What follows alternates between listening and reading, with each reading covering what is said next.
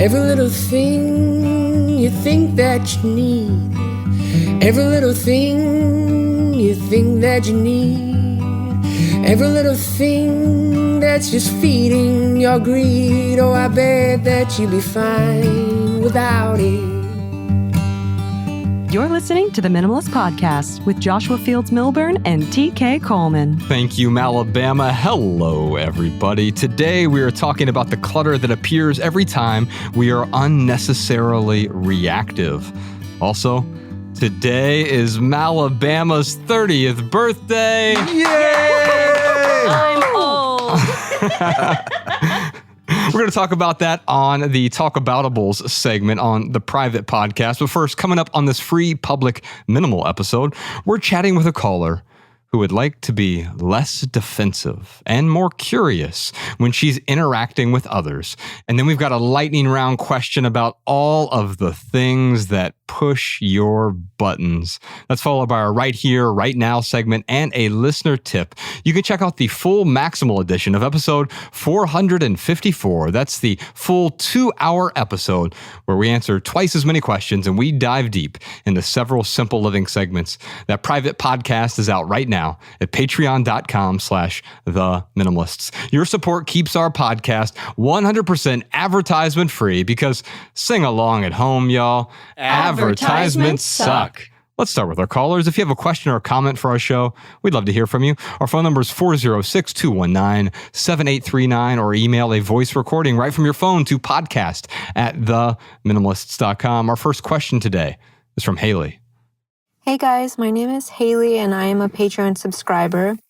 I've loved the recent episodes where Josh and TK have done some conversational role play, and I thought it'd be cool to have a whole episode or maybe part of an episode about minimizing reactiveness. That's one thing that I really struggle with in conversations, especially in the workplace, is getting curious and asking questions instead of immediately going to the defensive or offensive. I think TK does a really good job of sounding genuine when he asks these questions as well, which is something that I'm not sure would come across as genuine with me. Honestly, I kept thinking, man, I wish I could just have a couple coaching calls with TK and Josh where they could work this through with me. We can run through some scenarios and really work on how I react to questions or assumptions or general conversations in the workplace and in regular life. Thanks, guys. So I thought we would start by doing some role play. Alabama's dressed as Wonder Woman right now, and TK is Spider-Man. Yes. For some reason, they just put me in a squirrel costume. I'm not sure what's going on here. And since we don't have cameras in the room, I want everyone to know I'm not laughing. I'm not even laughing.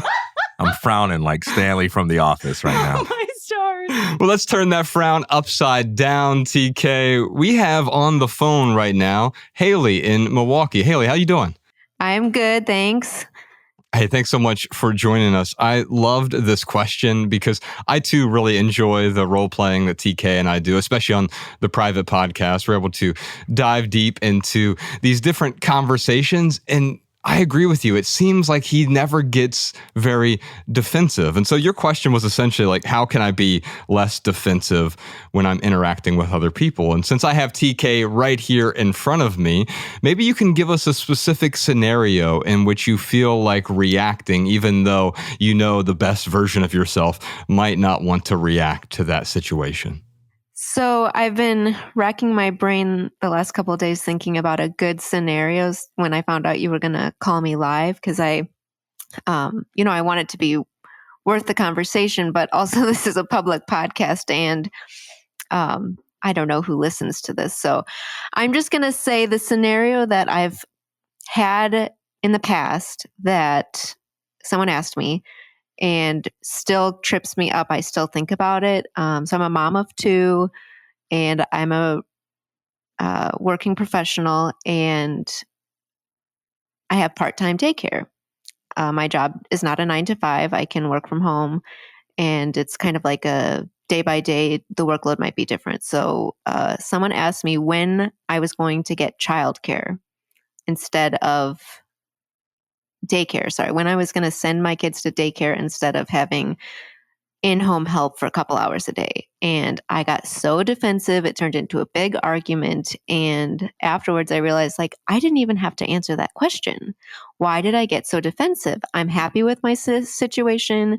It works for my family. It's what I want. But when someone called it to question, I just reacted and I got so defensive.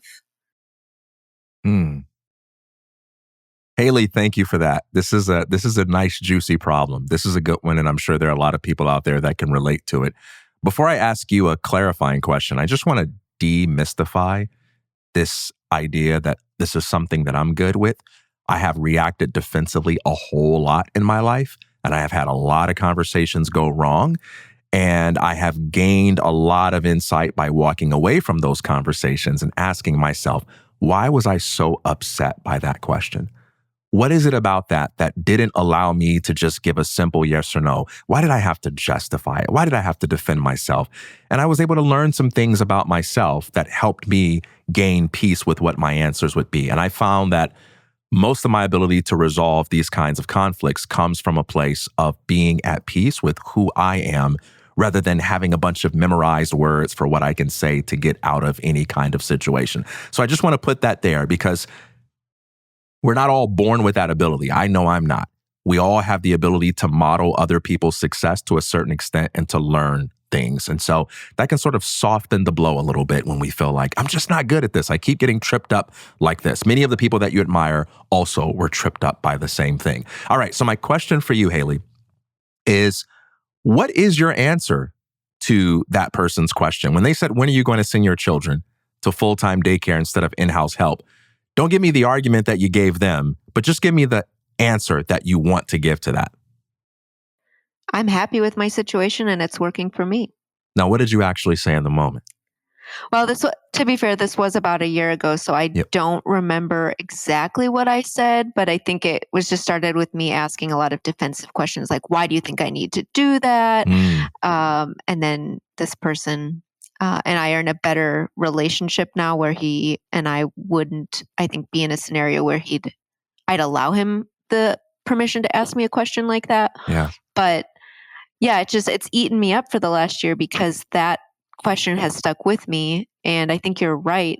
Getting grounded in who I am has been a huge thing I've worked on, and your podcast has helped me a lot.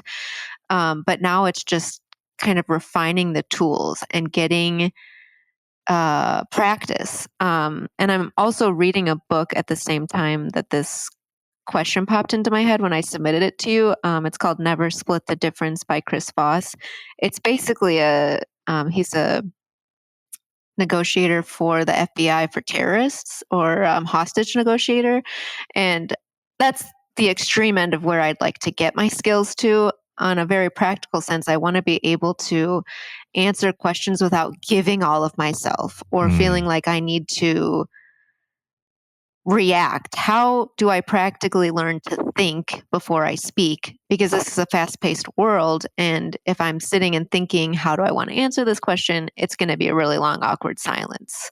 Haley, first of all, let me say, I hate the fact that you have to read a book about hostage negotiation in order to have regular interact, because what that presupposes that every interaction we're getting into is some sort of terrorist negotiation that I now have to maneuver around. And what it does is and TK, correct me if you feel differently about this, but it almost pits the other person as though they are my enemy.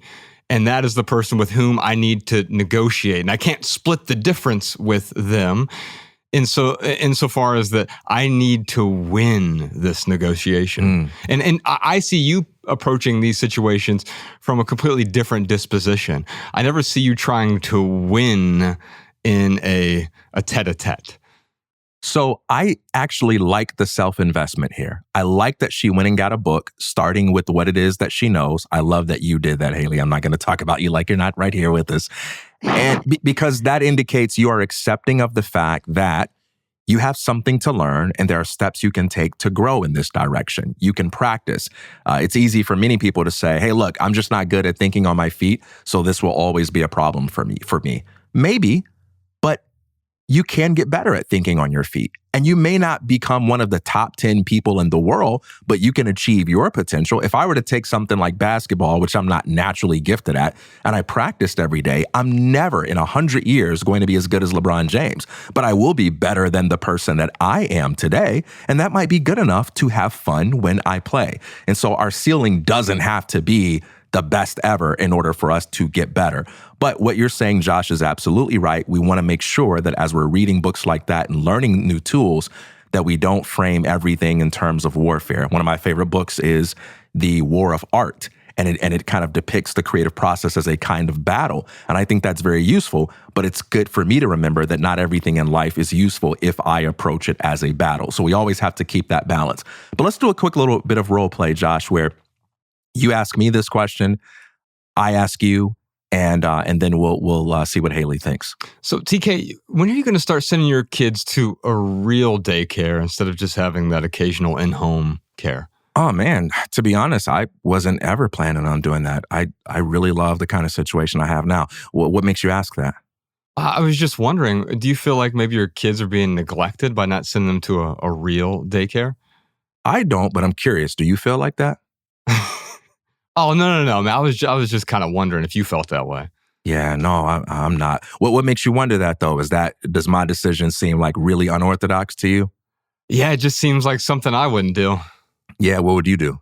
That is so good, man. Let me break the fourth wall here for a moment, because what TK is doing is he is handing the reaction back to the person. And in a way that is not trying to cut them down, make them feel inferior, even though he may even ascertain that that other person is trying to make him feel inferior in the moment. Is that right, TK? Yeah. But what you're doing is you're handing it back to me and saying, hey, you don't make me feel inferior, but also I'm not going to stoop to that level and try to make you feel inferior as well. But also, I'm not going to give you additional dignity that is unearned by simply arguing with you and then bringing my self-righteousness to the forefront. Exactly. When it comes to my answer here, you're free to ask me whatever you want about the choices that I'm making. But for me, my answer here isn't what's interesting. I'm choosing what I want because this is what's consistent with my preferences, my priorities, and my principles. It's about as simple as that. And since I live with me, I've had plenty of time to think about what my preferences, priorities, and principles are. But since you're the one that's questioning me, this stuff is all new for you. So maybe this is a great opportunity for you to learn about someone whose life you're obviously interested in enough to question, or it's an opportunity for me to get to know what's going on in your worldview that makes the way I do things seem so weird to you. That's fascinating. And that's something that could be useful for me to know about you as a friend. Haley, I'm thinking about my daughter. We don't send her to traditional school. And I get a lot of people ask me, are you ever going to send her to a real school? And I always say, oh, no, that didn't work out for her. We tried that, but it didn't work out. And from there, that usually is the end of the conversation. And they may even say something like, oh, well, tell me about the unschooling situation she's in. And then I describe it in a way where they think that she's been sent to not to an unschool, but to heaven itself. And I'm like, oh yeah, it's like in this old school building, but there are actually no teachers, there are no classrooms, there's no homework, there's no grades, there's no grade level, there are no alarm bells, there's no detention, there's no punitive punishments, there's no sitting at a desk for 8 hours a day. And you know what that person almost always says? Oh, wow. I wish that was a school that I got to go to. Like, well, she actually doesn't go to school, right? Now, she still learns. That's the dream. I was homeschooled, and I do work. I'm a real estate broker, so I am very busy a lot of the time, but I've just made my schedule work so that I only need 5 hours a day, 4 days a week of help, and then I just make it work the rest of the time with my husband's schedule, whatever. So people are starting to ask me, well, when are you going to send your daughter to pre-K? And she's not even 3 yet. And I'm like, well, she's probably not going to pre-K. She's probably not going to school till she's in first grade, if then. And that really gets people like, their face just kind of gets like, what? You're not going to send them to preschool? Like, no, to me, that's glorified daycare. I'm not doing that. Sure. And I will also tell you this, that quite often, answering with a question, and TK is the master of this, answering with a question as opposed to a specific response will often stop the question asker in their tracks. Ask me about when am I sending my daughter to preschool. So, TK, when are you going to start sending your daughter to pre-K? What if I never sent her at all? Oh, wouldn't you just be... I don't know why I asked that question. Like, that's what it comes down to ultimately. That's good. And so let me ask you this, Haley. How did it make you feel when he asked you that question the very first time? Very defensive because... Right, but what emotions did you feel? And emotional because I obviously want to make the best choice for my kids and career comes second, but this person asking me is more focused on my career, and rightly so because they're not part of my family. So it makes me defensive and emotional because I want to do the best everywhere that I can. And I've had to make some really hard choices since becoming a mom to kind of put my career on a back burner. And that's okay. I'm okay with it. But when other people question me about my choices, even if they're just curious and not judgmental, it's hard because I like working and I'm good at what I do. And one day it won't be as much on the back burner, but right now it is. And it's a really good, hard choice that I had to make. Right. And so you experienced some emotions. And I noticed as I was talking to you about that, you had difficulty even naming what the emotion was. You said you got defensive, which isn't an emotion, right? There are emotions underneath that.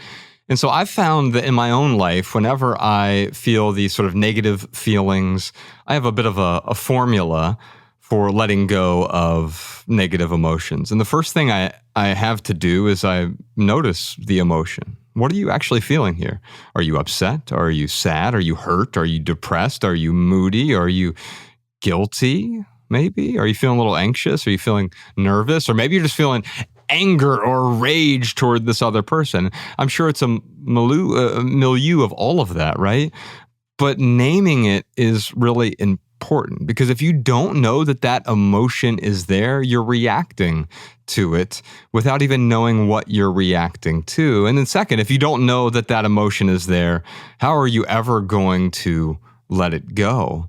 Imagine if I have a bunch of things in a storage locker that I'm paying $300 a month for, but I don't know what's there. How am I ever going to let go of those things until I figure out that those items are there? And the same thing is true with our material possessions. And after I've named the emotion, I've noticed that I've named it, I want to locate the emotion.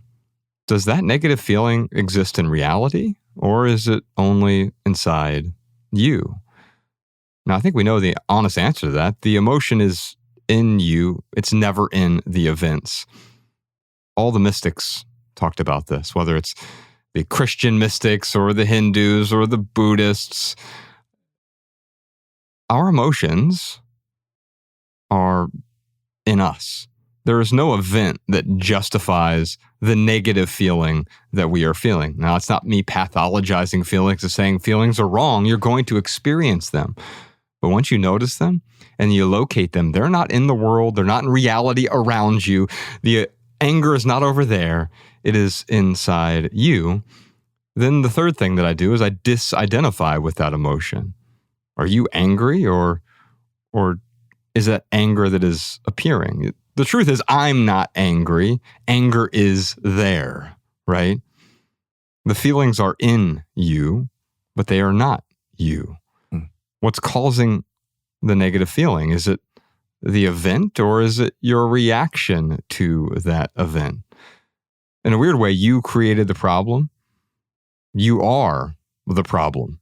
Because if you weren't there, the problem automatically goes away. And so no one other than you creates that negative feeling that you are experiencing. And so that awareness of the emotion, of where that emotion is, it's in me, it's not out there. And then it's also not me. Even though it's in me, that emotion is not me. I am not anger. Anger has appeared. I am not depressed. Depression has appeared. That allows you to stop clinging to the negative emotion. And once you stop clinging to the negative emotion, it drops. And when it drops, you're free. And all that remains is is the happiness that is already there. That is your default state when you've stopped clinging to those negative feelings. Yeah. And one of the interesting things about these negative feelings is we often respond defensively because in the moment it feels like it's going to work. It feels like it's going to solve the problem. And this is where it's important to step back and look at defensiveness objectively and be able to rightly anticipate that it's only going to create further problems. It's sort of like when I did a lot of coaching on doing job interviews. And when people would go to job interviews, a lot of them would emphasize the desperate nature of their financial condition. I really need work. I've been without a job for a certain amount of time. I really need the money. And I would say, look, all of that's true. That's understandable, but that doesn't sell. Don't say that at the job interview. Know that that's your truth. But when you go to the job interview and they say, why do you want to work here? You do 5 to 10 minutes of research on the website before you go in, and you find something cool about the company that you think would make it fun to work for. And when they ask you that question, you say, here's something I really like about your company, and here's a reason why I think I would be a good fit. Here's a reason why I think doing this job can be fun. That's a response that actually works and gets you somewhere. And so when it comes to people asking us questions, whether it's why do you want to work here or something like, hey, why are you an idiot? It feels like in the moment, what you just ought to say is, how dare you call me an idiot? I'm not an idiot. You know what? You're an idiot. But you've got to understand that's never going to work. It's just going to amplify the conflict. But if someone says, hey, why are you an idiot? And assuming this is someone you know, it's a conversation in good faith, this isn't someone that's on the internet and you can just easily ignore, you can respond to that by saying, I'm kind of surprised to hear you say that. What makes you feel like I'm being an idiot? Well, because you're not on social media. Do you feel like everyone who's not on social media is an idiot? And if they say yes, just consider how fascinating that worldview is. I don't understand that. Do you? I simply have no concept how you could possibly believe that everyone who's not on social media is an idiot. And if I have the privilege of being before a human being that actually thinks that, I gotta know. Like, how does your mind work? How do you see the world? This will help me. I talk about this a lot, about the concept of being misunderstood as a billionaire. Imagine if someone comes to you and they say, hey, how did you become a billionaire? Now, if someone says that to me, I'm going to clear it up right away and say, I'm not a billionaire. However, there's no way in the world I'm letting you get away from my presence without at least asking, why did you think I was a billionaire? Do I look like a billionaire that you know? Do I have the kind of energy that just makes you think success? Or are you going to rock my world and show me that I'm wrong about my own financial condition because you possess some information about me that I didn't even realize? Whatever the case, I got to know. There's no way I can just correct you and say, no, I'm not a billionaire. I love this because what you're saying is curiosity is the best defense. It's not about offense is the best defense. It's actually getting curious and not being offensive at all, right? And so I think I take a different tack, but I really appreciate that love because you have that genuine curiosity and you're able to cultivate it in a way. And sometimes I can be playfully dismissive.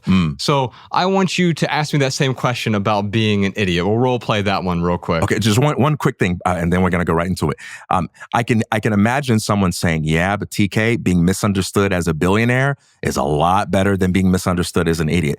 It feels better emotionally, but both of them are equally problematic in a relationship where we're going to continue to interact. It will be very dangerous for me to allow you to keep thinking I'm a billionaire because the expectations you have of me will be so unrealistic. That's going to destroy our relationship if I don't clear that up. Right. But I would say that I would make an argument that both of them are irrelevant.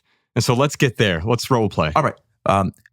I'm asking you about the when you're going to the daycare. No, scenario? the idiot thing. Oh, hey, Josh, why are you such an idiot? Oh, I just woke up like this. You walked into that one. That's funny because what you're doing there is you're essentially taking my weapon and hitting yourself with it in a way that turns it into a joke. Yeah. And I need you to resist me in order to get a fight. It's like tug of war. If I'm pulling on my end of the rope and you let go, all I can do is fall down. I need you to pull the other end for me to have a good game of tug of war. And you just dropped the rope by making a joke of it. And now I have nothing. So, Haley, I'd love to ask you as we wrap this up, what is behind the discontent you experience? You said, you felt defensive. What is behind that defensiveness? Now, we've named some emotions there, but ultimately, is it that you feel misunderstood? Is it that you want to belong to a particular group? You want them to accept you, perhaps? I think I spent a lot of the early part of my career proving myself and trying to make people happy instead of doing what felt right for me. And I'm finally doing what feels right for me. And I don't care as much. And I say as much because I'm still working on that little part of me that wants to make other people happy and prove that I'm worthy. But I think I'm finally, when I became a mom, I was like, you know what? It's not, I only get to do this once. Well, and then I had a second kid, so I got to do it twice. But, I only get to be a mom of young kids once. And then they grow up. And I want to do this right. And I want to do what feels right. I want to do what my instincts are telling me and not what other people's influence about my career and how I should mother in relation to my career is telling me. And that's everywhere. I mean, you just go online on social media, the news, there's all of this about women and we can work and we can have it all and we can do it all. And that just doesn't work for me. And I am doing my version of having it all, but like working in 40 hours a week and being present with my kids does not work for me. Right. You don't have 300 hours a week. And I think that is sort of the assumption that's unfortunately been foisted onto a lot of women of the past generation or two, is that not only can you be a full-time mother and a full-time caregiver to your children, but you can be a full-time housekeeper, you can be a full-time employee. And oh, by the way, when are you going to sleep? If you have 3 or 4 full-time jobs, when you actually making time for living? And you said something really fascinating there about, I want to feel like I'm worthy. I want that type of acceptance, right? Well, why do we want to be accepted? It's because we as humans often feel that need to belong. In fact, therapists will often tell you about how important it is to have that sense of belonging with your peer group or your community or your culture, right? And I would just say that belonging is a lie. Why would you want to belong to anyone? When you need to belong, you sort of become a puppet that is moved by the acceptance of others. In a way, those strings are the acceptance of others, and they're moving you around. But when you cut those strings, you're no longer a puppet to their approval, to their applause, to their veneration. You're no longer a puppet. You're free. And so needing... Yeah, and as you're saying that, I'm realizing that I am my own worst critic. A lot of the defensiveness and reactiveness that I think I have is because of what I'm telling myself about me, because I'm not fully let go of this idea of being able to achieve really well in all areas of my life. Haley, if, I'm sure you've experienced this with your kids, or someone else's kids. When kids get really, really angry, they have a way of just coming up with very imaginative ways to make you feel bad. If you said no to a child asking you for something and they got really mad and says, well, you're a big giant monster with 50 pairs of ears. Would you feel bad? No. Well, not only did you not feel bad, but you laughed. Why would you not feel bad about that? Well, because I know I'm not a monster with 50 pairs of, did you say ears? Yeah. It's just kind of like, it's so outrageous that it's kind of puts it into perspective. Yeah. And that's it exactly, right? You know who you are so well that you can't help but hear this description of you as being outrageous. You don't have to do any philosophy for that. You just have to be self-aware enough to see it for what it is. And it's the same way with a lot of the things that people say to make us feel defensive. it often works and people know that it works because of that element of self-doubt. And so I think it's very useful to practice what we say. I think it's very useful to figure out different words and phrases that we feel comfortably saying to people. But nothing is more valuable than that time we take to ourselves to unpack our own story and ask ourselves, why am I having such a hard time loving myself? Why am I having such a hard time accepting my own ideas of what the good life is? And you got to give yourself that permission to follow your priorities in a world that's telling you, no, this is the way you can do it. You can have it all as long as you have it all in the way that I'm telling you have to have it. Josh, you got time for one more role play? I'd like you to put you in the position of being Haley here. And I want to be a little more antagonistic. I want to end this in such a way to where I'm determined to not agree with you, no matter how curious or whatever you are. Let's do it. All right. Josh, when are you going to get your act together, man, and send your children to a real full-time daycare instead of, dilly-dallying with this in-the-house help that you're doing right now? That's interesting. Why do you think that what I'm doing right now is dilly-dallying? It's just not serious, man. If you want to be a serious parent and be responsible and not just selfishly think about yourself and what's convenient for you, you send them to a full-time daycare like all the other parents do. And who told you that's what we're supposed to do? Hey, man, that's just parenting, man. That's just called being an adult. Being an adult means you don't think about yourself, you think about your children. And look, you're not going to reinvent the wheel. I know you're pretty high on yourself and what you think you know, and you can do better than the system. But daycare's been around for years, man, and these people are professionals. They know what they're doing. You really need to get your act together, I think. And that system serves you well? It served me very well. Look how I turned out. I'm pretty amazing myself. Everybody that I know is amazing. And that's what you turned out okay. Why deprive your children of what you had? I found that when I went through a lot of that, it just wasn't for me and my daughter. And if you think it is for her, I got to be honest with you. I think I know her better than you do. Hey, man, well, I just disagree, brother. I think, if you really think this through, you'll come to the same conclusion as me that your children belong in daycare.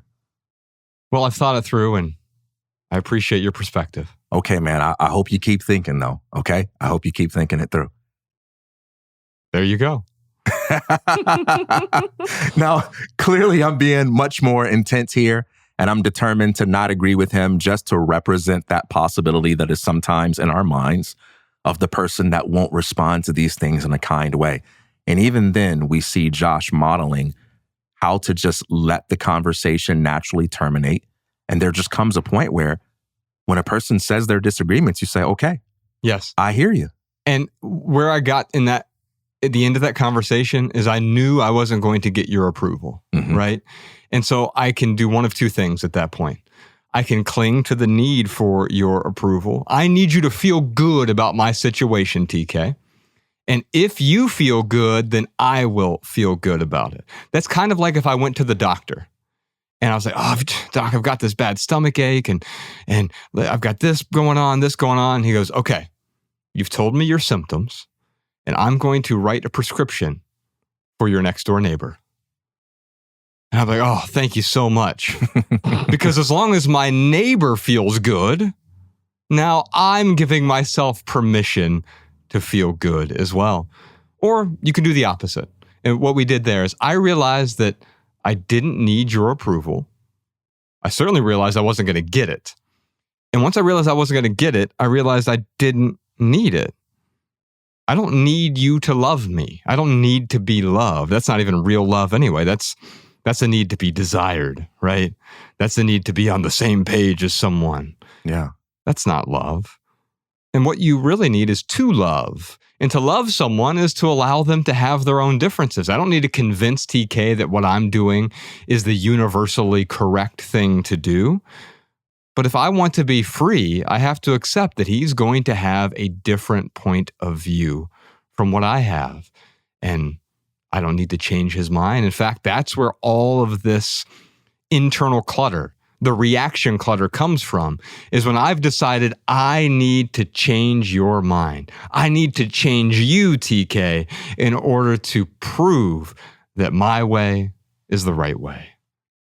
Haley, I want to give you lastly something a little more firm to have in your toolbox.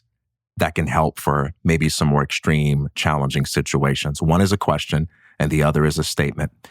The question would be for people that ask these sorts of things would be, what would it mean for you if what you're asking me about never changed? And just challenging that friend or family member to think critically about what they're going to do if you never vote the way they want you to vote, you never spend your money the way they want you to spend your money, you never raise your children the way they want you to raise your children, ad infinitum. What would that mean for you if the thing you're questioning me about never changed? The second, which is a statement, would be something along the lines of, hey, I have a lot of love for you and a lot of respect for you, and your friendship means the world to me, but I really don't like it when you continue to question me about this particular topic.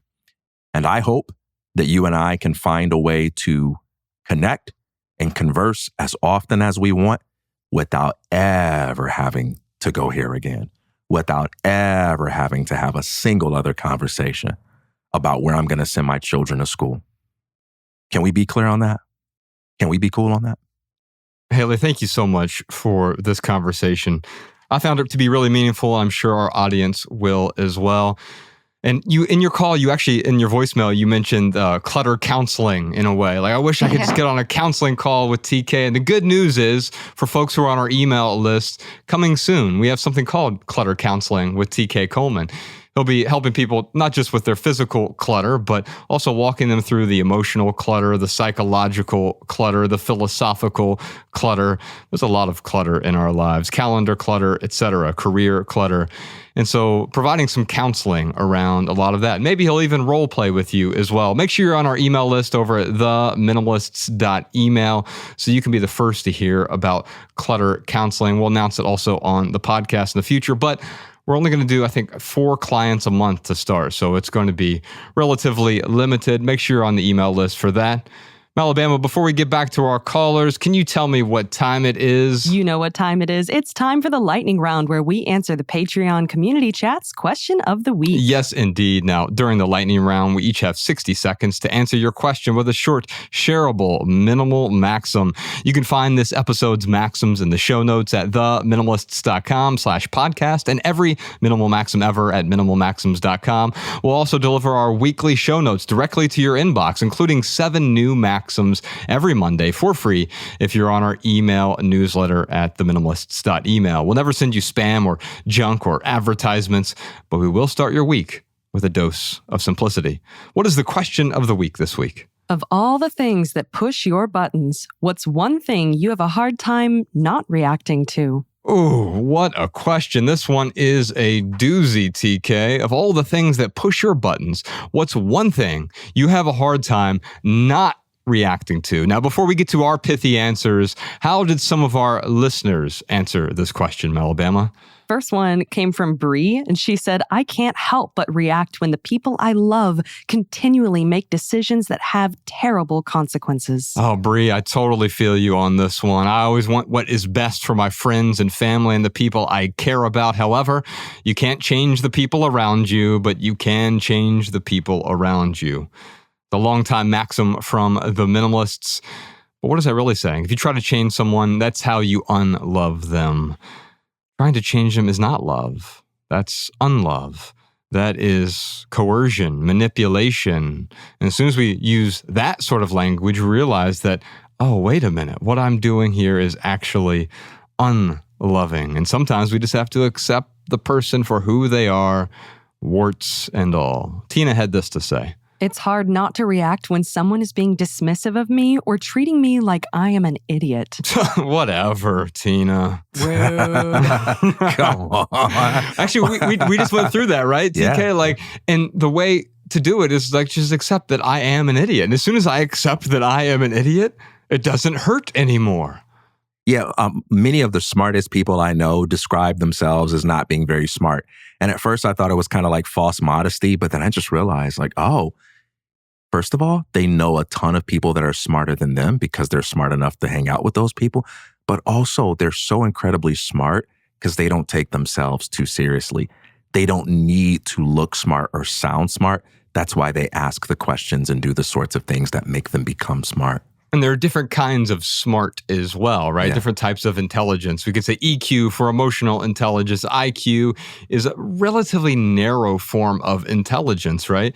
There are players in the NBA or the NFL or in soccer or baseball who have a genius level of sort of kinesthetic intelligence that I will never have. Now, I might do better on some sort of IQ test, but they're going to blow me out of the water in a three-point shooting contest because there is a kinesthetic intelligence that they have. And so realizing that when someone else is judging you, it's from their own point of view anyway. It's holding up a mirror in front of that judge. Andy had this to say. I cannot stop correcting people when they say espresso. That's not the word.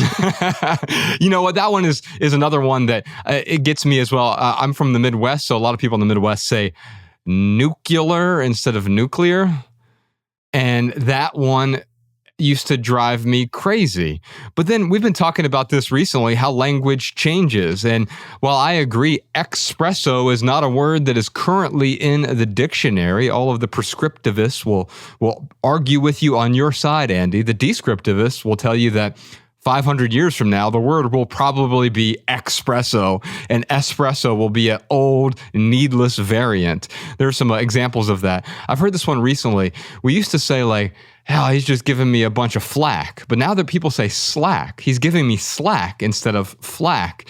And at first I'm like, oh, you're actually saying the word wrong, right? It's cut me slack, don't give me flack, right? That's exactly it, right? But now it's changing? It is now changing.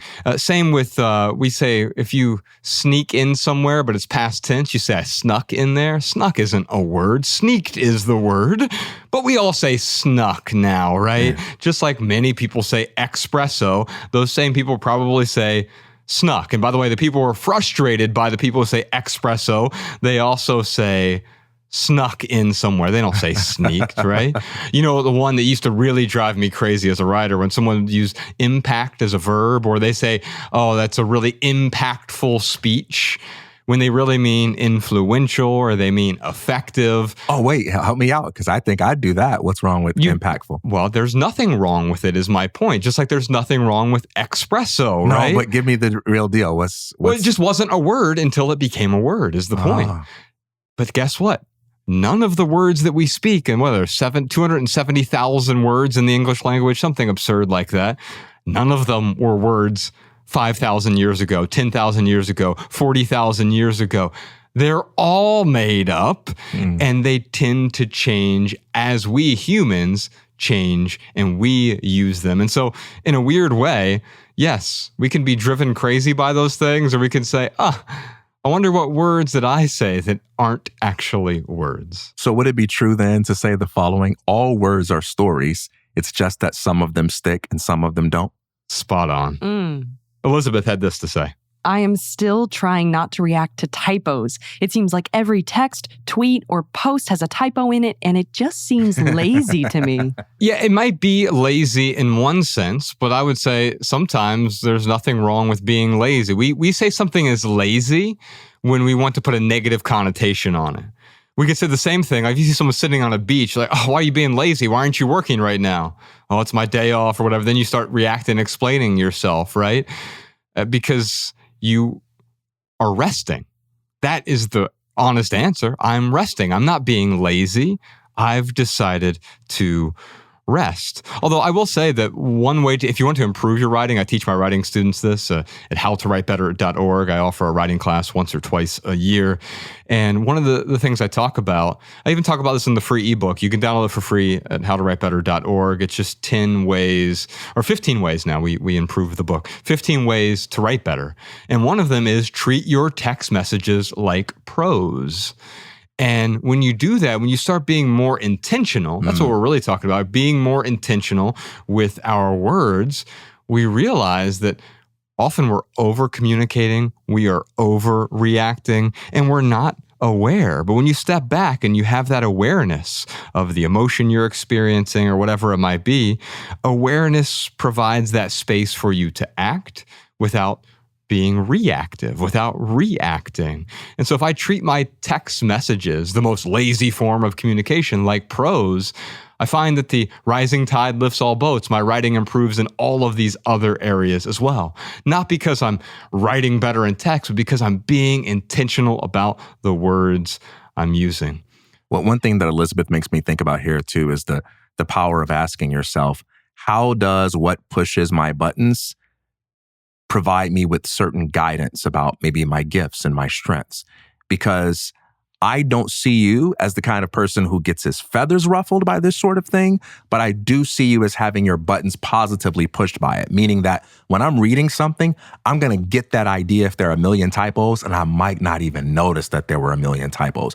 There is no way you're reading a single sentence without seeing every typo in it, because you just like really care about that. It bothers you when it's not there. In fact, if your typeface is off, yeah, I will notice that before I even read the words. And you will feel like your spidey senses will go off. You will feel something that's along the lines of like irritation or being bothered, and that motivates you to do something about it. And as much as I love books, I wouldn't have books if it wasn't for people like you who care about that kind of stuff. So how do you find that balance between, this pushes my buttons versus this maybe controls me? Oh, that's a good point, right? And it goes back to the sort of formula that I put together earlier about letting go of the negative emotions. Like, what is the emotion I experience if I see a typo? Oh, I feel annoyed. Okay. Well, let's locate that emotion. Where is it? Is the annoyance in the text message, or is that annoyance inside me? It's never in the text, because someone else could get that same exact, TK gets that text. He's not annoyed by the typo that's in it. And so it might be inside me. But is it me? I should identify with the emotion then, right? Because it's not me, right? It's not that I am annoyed. I am annoyance. It's that annoyance has shown up. But if I'm not going to cling to it, guess what happens? It drops and I'm able to move on. If you do that enough, if you do that 100 times over the next week, you'll start to realize that I'm not any of these emotions that I thought I was experiencing. Just the other day, we had finished up the Everything Tour, which we'll talk about on the private podcast this week. But one thing that happened is my flight was delayed 8 times. And past me would have been so angry and frustrated and mad and upset and full with rage. And this is an affront. The reality is trying to attack me. But I just sat there and I watched all of the emotions of the people around me. And in a way, I found it fascinating because I saw myself in all of those people. I saw myself in the tears. I saw myself in the annoyance. I saw myself in the frustration. I saw myself in the sadness. I saw myself in the jealousy. And I saw myself in them in that moment. But what I really was seeing is not myself. I was seeing the emotions that appear for me. Those emotions were appearing for them. And even if they were appearing for me, I would simply look at it and let it go. And as soon as it dropped, I returned to my natural state, which is freedom, which is happiness. We have one more, Alabama, from Caroline. My thing is people who listen to videos on their phones without headphones on, including when children are handed iPads in public. Okay, Caroline, you actually got me on this one. That is freaking annoying. Yeah, I'm with Caroline. I'm with her on this, man. How about you, listeners? Of all the things that push your buttons, what's one thing you have a hard time not reacting to? Let us know in the comments. Okay, give me something pithy, TK. Of all the things that push your buttons, what's one thing you have a hard time not reacting to? The true test of self-control is tolerance for those who lack it. And I'm thinking about self-control here, not merely in terms of like the discipline to work out or something like that, but also the ability to be composed when other people are actively trying to trigger you. And because I've done a lot of the hard work at learning how to make myself more and more trigger-free, man, it hurts when I see people that I really love, really care about being trolled, and they just lack the discernment of what's going on. They don't see through the troll. They don't see through the illusion, and they're just giving up so much time and so much energy. And I know the pain of that. I know the frustration and depletion of that. And I just want to reach in and save them. But I also have to let them learn and process and explore the contrast in their own timing. And that's tough. Sometimes that pushes my buttons. And what's fascinating about that is if you were to go in and save them, then you'd have to save them every time. Yeah. And how loving is that? If you're infantilizing someone you care about, you're actually unloving them there as well. And I think that ties in well what you were saying there to my pithy minimal maxim. And it's this: other people upset you only if you hand them the power. It's easy to get upset. It's easy to let other people upset you. If you say, here are my expectations. And then as soon as you don't meet these expectations, I'm going to be upset. It had nothing to do with the expectations. It had to do with you and your desire to have them meet the expectations. You hand them that power. And we go around and we do this with everyone we know. Here, you have a little bit of power. I'm going to give you 3 upset points for me, and you can upset me, and you can upset me. And then we go online. People I've never met, everyone I've never met can upset me, but only if I hand them that power. All right, we're just getting started. We have a slew of callers to talk to, but first, real quick for right here, right now, here's one very exciting thing that's going on in the life of the Minimalists. We touched on this recently and on the private podcast last week with Carl Lentz, but I thought I'd bring it back today as our right here, right now segment. We were awarded a grant from the fine folks at earthing.com.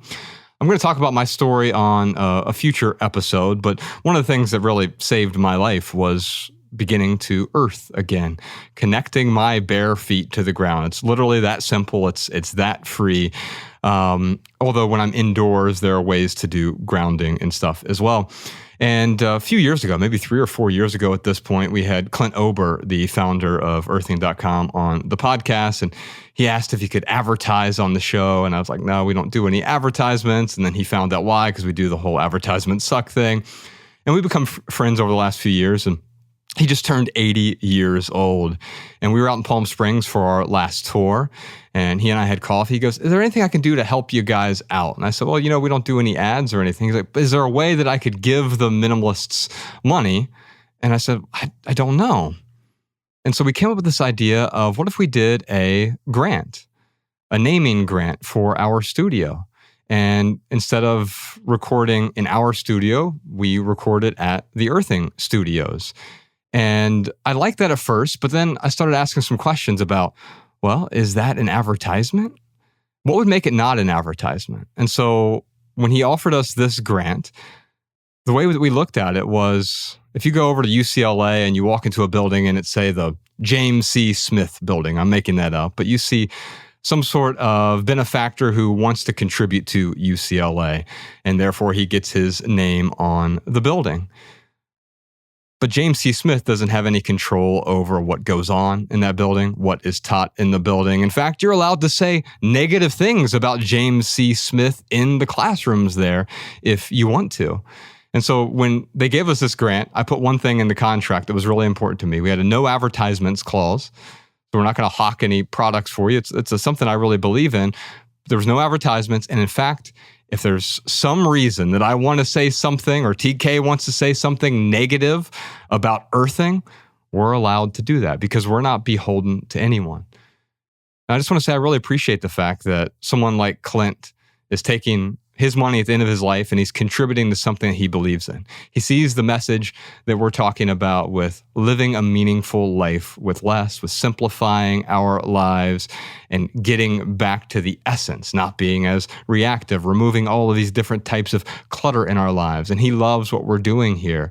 And so they said, until the end of 2025, let's give you a grant enough to pay for the rent in your studio space so you have a place to record. And then what I'm going to do with that money is I'm going to distribute that to our team. So we're saving that money on rent. And TK has gone by for a long time being underpaid on this podcast because we don't do ads. Underpaid, overworked. And I thought it was great. We have Yinzi over here, AB. We're able to pay her now. We're bringing on another events intern as well. And of course, Malabama. And so I want to be able to take that money that we're saving on rent and passing on to our team. So big thanks to the folks over at Earthing for providing the studio space. On a future episode, I'll tell my own story of having 3 different autoimmune diseases and how beginning to reconnect with the earth radically changed my life. It was one of 3 things that I did that literally saved my life, and it's at the top of the list of those 3. So shout out to the folks at Earthing Studios for providing the space for us to record. Any more words about that, TK? Just one quick Earth question for you and Bama, since we've had that famous love song debate. Earth Angel, true love song or not? Oh, classic. Earth Angel. Earth Angel, wow. I mean, I'm a sucker for love.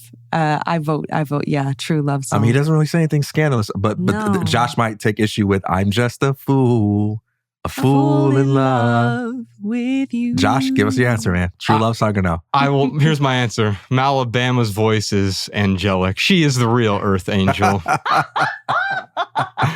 Shout out to the folks over at Earthing. Malabama, what else you got for us? Here's a minimalist insight from one of our listeners. Hi, my name is Steph, and I am phoning in from Charlottesville, Virginia.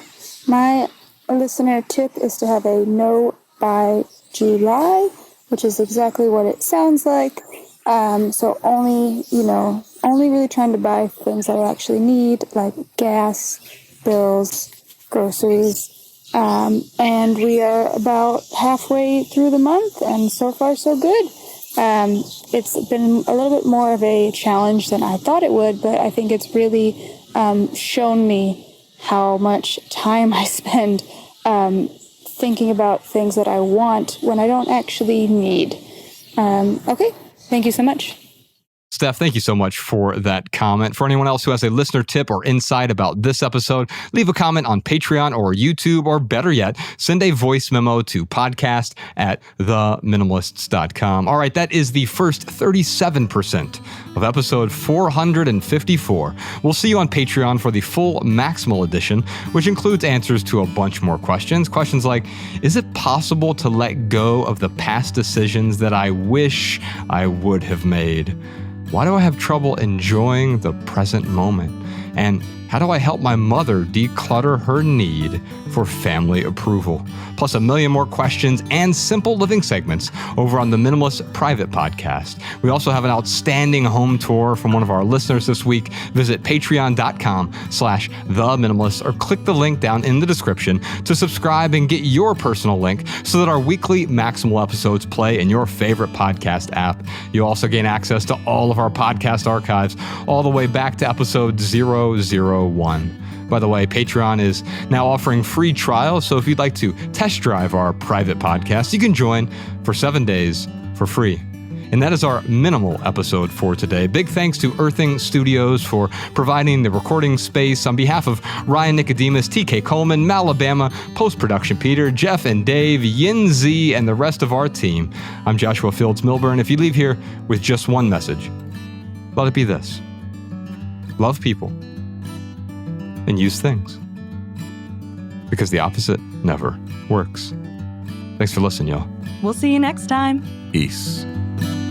Every little thing you think that you need, every little thing you think that you need, every little thing that's just feeding your greed. Oh, I bet that you'd be fine without it.